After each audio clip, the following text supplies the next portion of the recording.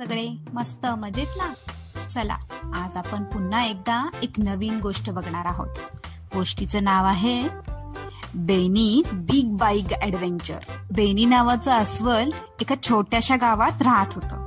त्याला त्याच्या मित्रांबरोबर खेळायला, मज्जा करायला, फिरायला, सायकल चालवायला खूप आवडायचं. पण एक प्रॉब्लेम होता, बेनीला सायकलच चालवायला यायची नाही. तो खूप घाबरायचा सायकल चालवायला. त्याला पडायची भीती वाटायची ना, म्हणून. बेनीचे फ्रेंड प्रत्येक रविवारी पार्कमध्ये सायकल चालवायला जायचे.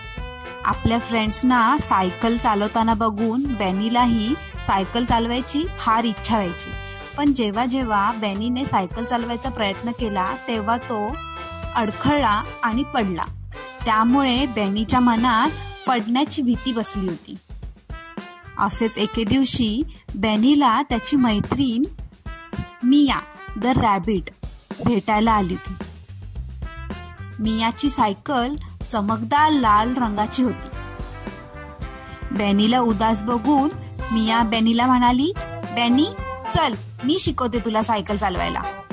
मिया म्हणाली, बेनी सायकल चालवणं खूप सोपं असतं रे, घाबरू नकोस, चल मी तुला शिकवते आणि मी संपूर्ण वेळ तुझ्यासोबत राहीन. सुरुवातीला बेनीचा विश्वास बसला नाही, पण त्याने मियावर विश्वास ठेवला. म्हणून ते एकत्र पार्कमध्ये गेले. तेथे मऊ मऊ गवत होतं. मियाने बेनीच्या सायकलचा मागचा भाग धरला होता. बेनी फक्त पॅन्डल मार आणि पुढे सरळ बघ.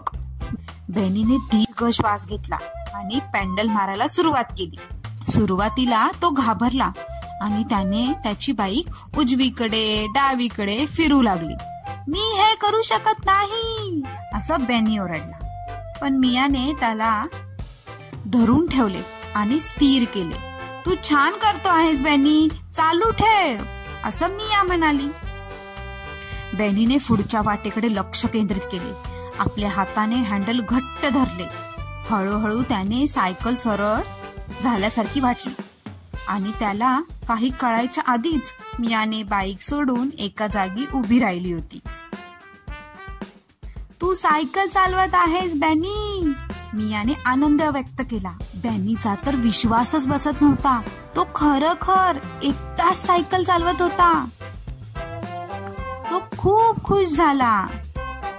अचानक बेनी रस्त्याच्या एका छोट्याशा धक्क्यावर आला आणि त्याची सायकल हलायला लागली.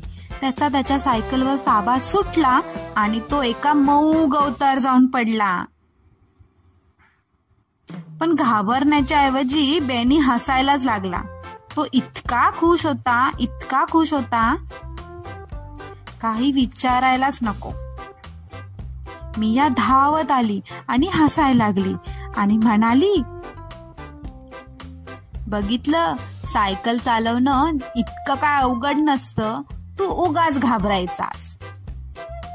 बेनी पुन्हा उभा राहिला. यावेळेस बेनीने त्याच्या सायकलवर अतिशय आत्मविश्वासाने सायकल चालवायला सुरुवात केली. दिवसाच्या शेवटी बेनी त्याच्या मित्रांसोबत सायकल चालवत होता. बघितलं, बेनीने हार मानली नाही. बेनीला आपल्या स्वतःवर अभिमान वाटत होता.